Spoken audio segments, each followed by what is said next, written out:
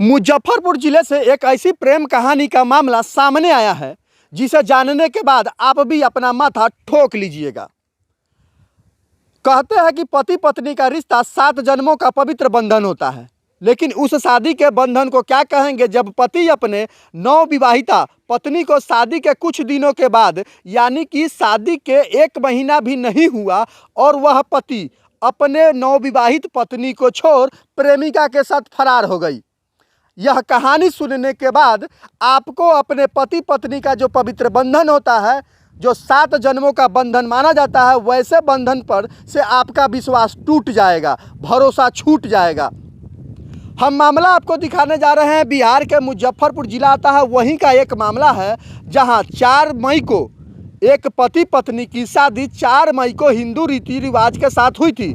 शादी के समय जो 7 फेरे निभाए जाते हैं, 7 वचन दिए जाते हैं, पति पत्नी 7 बंधनों पर पूरी तरह एक दूसरे को कसम खाते हैं और 7 बंधनों को शादी के 7 जन्मों तक निभाने का वचन देते हैं। लेकिन वैसे पति को आप क्या कहिएगा जो शादी के 7 बंधन और 7 जन्मों का रिश्ता तो दूर 7 माह भी न टिका हो।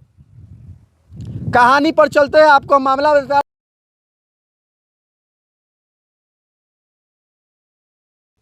जहां 4 मई को पति पत्नी का एक वैवाहिक जीवन के लिए होता है और सभी लोग शादी के बाद सुखमय जिंदगी की कामना करते हैं। दोनों पति पत्नी सोचते हैं कि अब हमारी शादी हो गई, अपने पति के साथ खुश रहूंगी, अपने वैवाहिक जीवन को बहुत अच्छा से बिताऊंगी। तभी उस प्रेम कहानी में, उस पति पत्नी की कहानी में एक एंट्री होती है प्रेमिका की।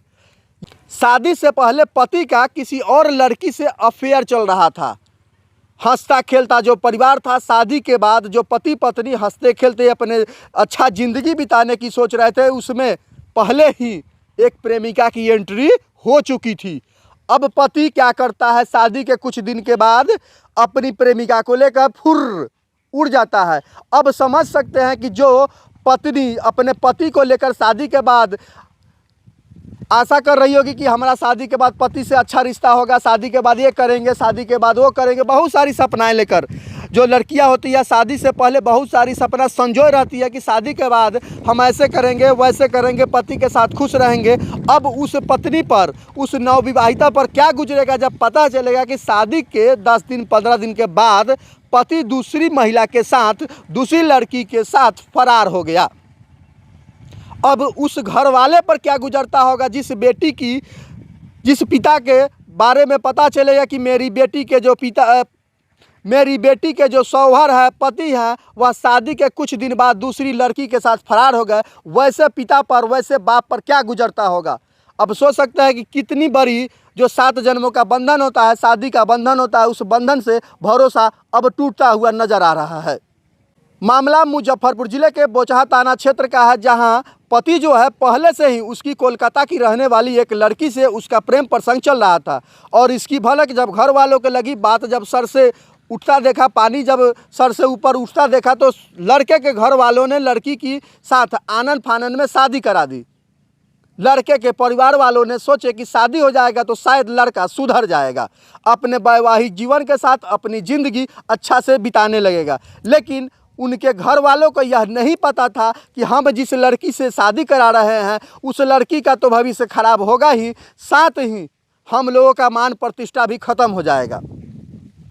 अब उस लड़की के दिल पे क्या गुजरता होगा, जिसे पता चला होगा कि शादी के कुछ दिनों के बाद, सारी सपना अरमान सोजे जब विवाहिता अपने पति के घर आई होगी, अपने ससुराल आई होगी, तो उसे पता चला होगा कि मेरे पति का किसी दूसरी महिला के साथ प्रेम प्रसंग पहले से चल रहा है।